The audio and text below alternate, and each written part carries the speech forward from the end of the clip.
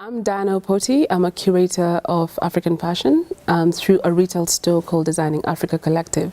So basically, I'll travel across the continent or engage with different designers from different countries and then get the stock into my store.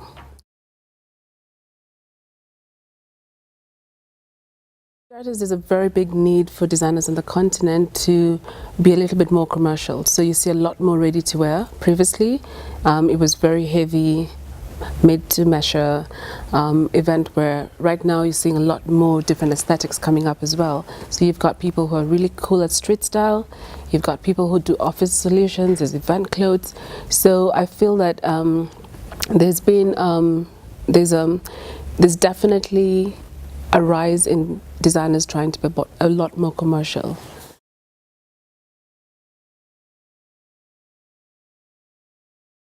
Well, one thing we have to appreciate is that fashion design is different across the continent, right? So South Africa has a very big CMT or factory to designer to store.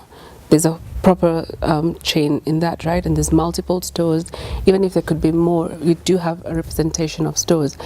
Countries like Nigeria and Ghana, you have designers having more designers with their own stores and maybe 3 consignment or 4 strong consignment stores, right? I think for me, the thing, but perhaps it's not so much strong in technology. I do see 1 or 2 people coming out with new technology, exploring technology, but I see collaborations on the continent for sure. A lot more designer collaborations. I'm seeing the art space really coming out strongly and representing fashion design as well in their expression, right? So there's a lot more curations happening, and definitely for me, I see a strong need for people to be commercially sustainable, and a lot of conversations around environmental sustainability, new textiles that people could explore. So seeing illustrations in textile design, seeing a development of textile design. So I definitely feel that we're at a stage where there's a lot more experimentation, but for commercial value as well, not just art. Yeah.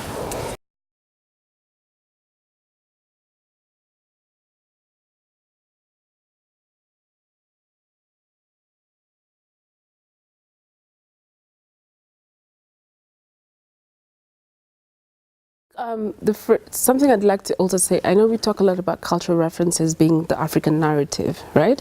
A cultural references from a traditional context existed, and there were traditional symbols, there's traditional ways of making things, but what's interesting now is an acknowledgement, and what we should actually be looking out for is acknowledgement of new cultural nuances in the society, right? Is it the matatu culture in Kenya that as a form of expressing of curating our now moment, right? Is it just graffiti? So what I think is interesting for me is trying to see synergies in how art can connect with, say, with apparel design, right?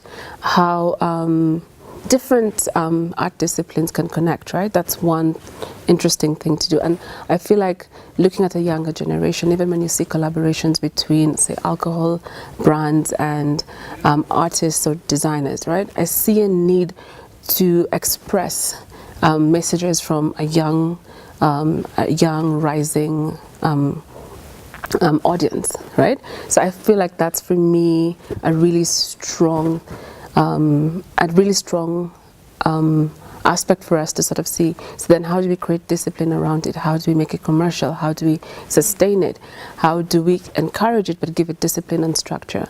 And then obviously there's those legal things that make people fight over collaborations, and yeah. It's almost like some of the system and the structure around it needs to evolve. Yes, to yes. fit in with that and not the other way. Yes. It's not like they're kind of teaching collaborative skills to absolutely artists. They're kind of setting the pace, and the systems need to adapt to that.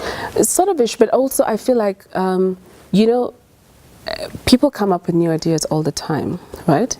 Some of those ideas are not exploited far enough because it's far too expensive beyond the sample pieces that we curated. And yes, the curation was fantastic, it got great press, the art director is great, but how do those pieces get to market, right?